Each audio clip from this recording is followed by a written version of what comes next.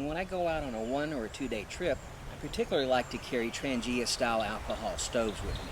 I find them to be a bit lighter, less on the fuel, not quite as cumbersome as taking a white gas stove that I would take on a longer backpacking trip. Recently, I bought an EverNew Dx2 stove and pot stand. I'd like to review that for you today and talk to you about some of the good things and some of the bad things about it. Let's start with the EverNew Dx2 alcohol stove. This whole kit is titanium, so fairly much indestructible. This kit here, this stove here itself, weighs 1.2 ounces, and it's got the capability of holding 2.3 ounces of fuel. Okay, you'll notice that the stove itself has got actually 2 jets in it, or 2 rows of jets. You've got a row of jets here and a row of jets here. Inside, you'll notice there are markings for your levels: 1 ounces, 2 ounces, and then your maximum fill line. Now, this being a Trangia type stove, it's got the same dimensions as a Trangia stove. So anything that a Trangia stove fits in, this stove fits in. But you'll also notice is that there's no threads on this stove, so you can't screw any tops onto this stove to save your fuel like you would with a Trangia. And it also doesn't come with a snuffer lid. And unfortunately, the Trangia snuffer lid doesn't work with it. I think it's because this extra set of jets on the top. This is the Dx2 pot stand. It has 3 parts to it. You've got your bottom, you've got your top, and then you've got what they call a turbo plate. This is just a diffuser that diffuses out the flames of the alcohol stove if it comes out.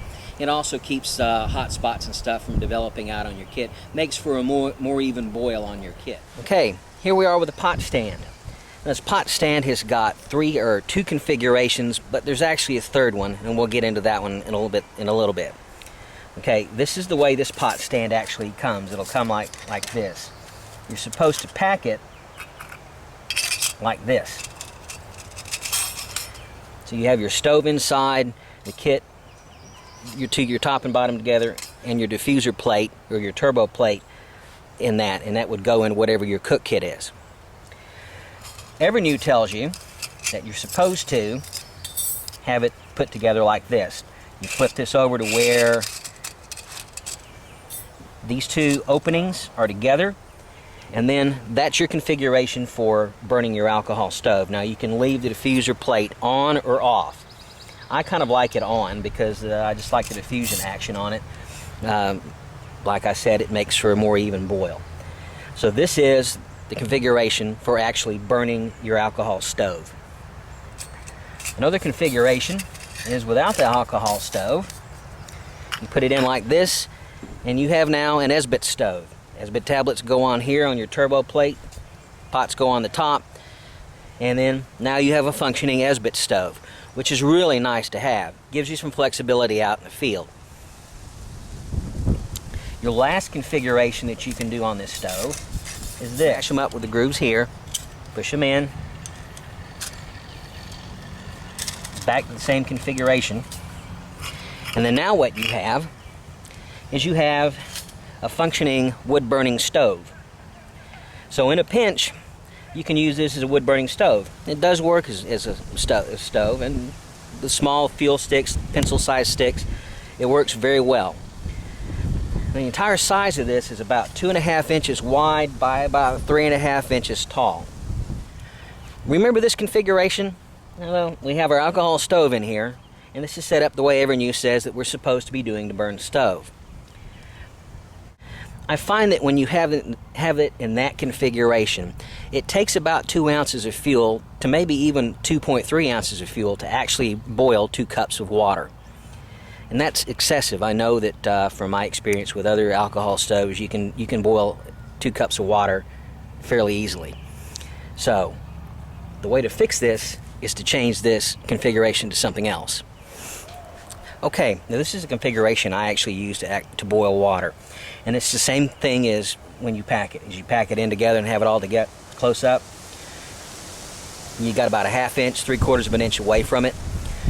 This will boil water with about 1 ounce, maybe just a little over 1 ounce of fuel. So that's how I get, that's the way I put it together for boiling water. So let's do a boil test, shall we? Okay, well, let's go ahead and go.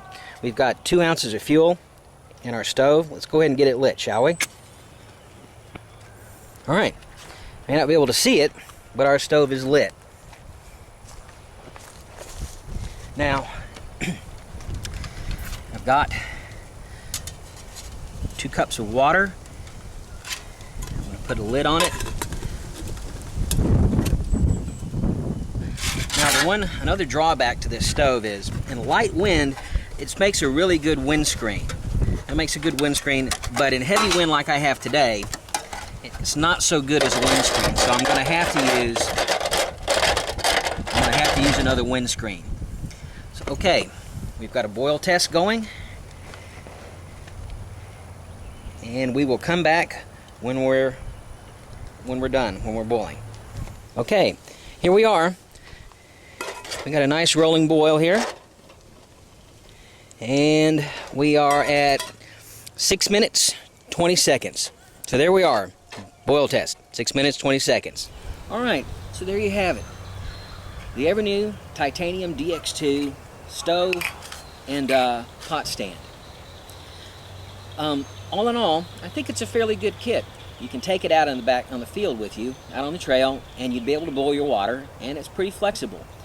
You know, you have an alcohol stove and a pot stand that goes from alcohol, capable of pot stand for an alcohol.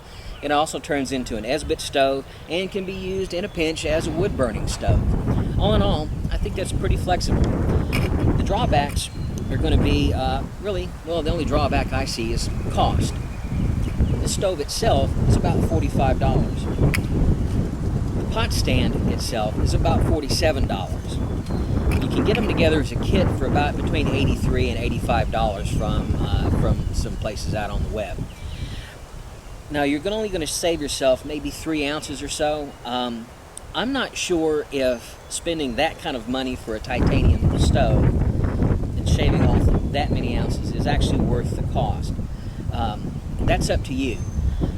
Myself, I have an abnormal obsession with titanium gear, so I would buy it.